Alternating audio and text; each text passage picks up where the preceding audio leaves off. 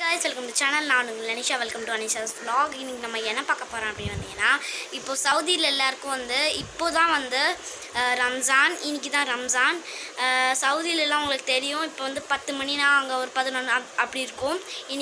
இன்னைக்கு மண்டேனா அவங்க வந்து டியூஸ்டேவாக இருக்கும். அங்கே டியூஸ்டேனா இங்கே வந்து அந்த மாதிரி மாறி இருக்கும்.